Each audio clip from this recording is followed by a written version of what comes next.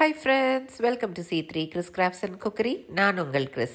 இன்றைக்கி நம்ம சேனலில் சுசியம் எப்படி செய்கிறதுன்னு தான் பார்க்க போகிறோம். இது ஒரு ஈஸியாக செய்யக்கூடிய ஒரு ஸ்நாக். வீட்டில் இருக்க ஒரு சில பொருட்கள் வச்சே ஈஸியாக அந்த ஸ்நாக்கை செஞ்சிடலாம். இது பாரம்பரிய உணவுகளில் ஒன்று. இப்போல்லாம் மறக்கப்பட்டுட்டு வருது.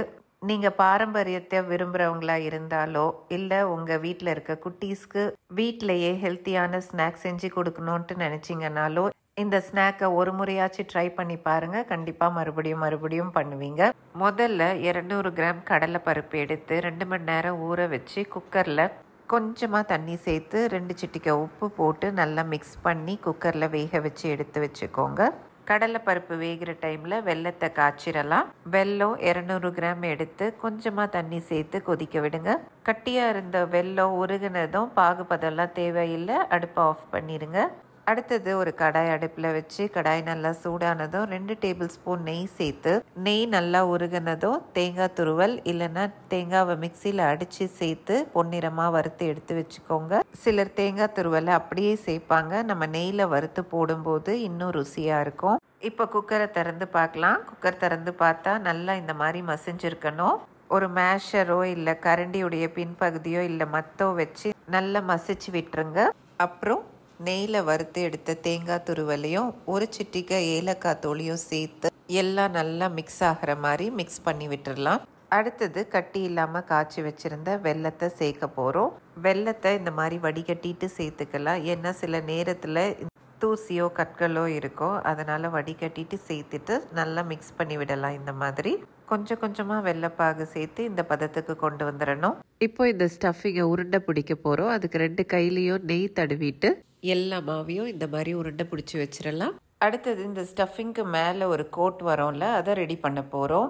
அதுக்கு 1 கப் மைதா, 2 டேபிள் ஸ்பூன் பச்சரிசி மாவு, கொஞ்சோண்டு உப்பு சேர்த்துட்டு கொஞ்சம் கொஞ்சமாக தண்ணி சேர்த்து பேட்டர் ரெடி பண்ணிடலாம். பேட்டருக்கு ஒரு கன்சிஸ்டன்சி இருக்குது, அது வரும்போது நான் காமிக்கிறேன்.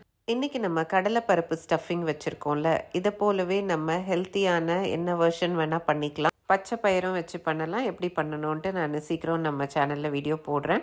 இப்போ நம்ம கோட்டிங் பேட்டர் ரெடி ஆயிருச்சு. இந்த கன்சிஸ்டன்சியில் தான் இருக்கணும். ஸ்பூனில் முக்கி நம்ம பின்னாடி பக்கம் பார்க்கும்போது ஸ்பூனில் அப்படி கோட்டாக இருக்கணும்.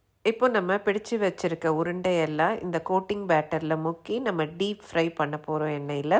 அடுப்பில் ஒரு பேன் வச்சு பேன் நல்லா சூடானதும் எண்ணெய் சேர்த்து எண்ணெய் நல்லா சூடானதும் ஒவ்வொரு உருண்டையாக எடுத்து பேட்டரில் டிப் பண்ணி அந்த எண்ணெயில் போட்டு பொரிக்கலாம். ஃப்ரை பண்ணும்போது ரொம்ப க்ரௌடடாக போட வேண்டாம். பேன் சைஸை பொறுத்து 3 4 போட்டால் போதும். அவ்வளோதான். 2 பக்கமும் திருப்பி 2 நிமிஷம் விட்டோன்னா நம்மளுடைய சூடான சுவையான சூப்பரான சுசியம் ரெடி. இது நீங்கள் ஈவினிங் டீ காஃபி கூட வச்சு சாப்பிடலாம். உங்கள் பிள்ளைங்க ஸ்கூலுக்கு போயிட்டு வரும்போது ஹெல்த்தியாக இந்த மாதிரி ஸ்நாக் பண்ணி தரலாம். இல்லை யாராவது கெஸ்ட்டு வராங்கன்னா கூட இந்த ஹெல்த்தியான ஸ்நாக்கை நீங்கள் பண்ணி கொடுத்து அசத்தலாம். ஓகே ஃப்ரெண்ட்ஸ், உங்களுக்கு இந்த வீடியோ சிம்பிளாகவும் யூஸ்ஃபுல்லாகவும் இருந்திருக்கும்ன்ட்டு நம்புகிறேன். உங்களுக்கு இந்த மாதிரி சிம்பிள் ஹோம்மேட் ரெசிபீஸ்லாம் பார்க்கணுன்னா நம்ம சேனலுக்கு சப்ஸ்கிரைப் பண்ணி வச்சுக்கோங்க.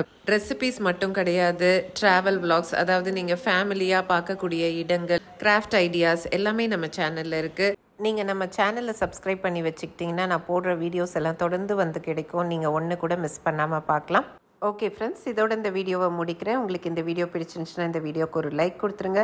உங்கள் ஃப்ரெண்ட்ஸ் அண்ட் ஃபேமிலியோட ஷேர் பண்ண மறந்துடாதீங்க. மீண்டும் இது போன்ற இன்ட்ரெஸ்டிங்கான வீடியோஸுடன் உங்களை நான் விரைவில் சந்திக்கிறேன். அதுவரை உங்களிடமிருந்து விடைபெறுவது உங்கள் Chris. Until then, take care. Tata. Thanks for watching.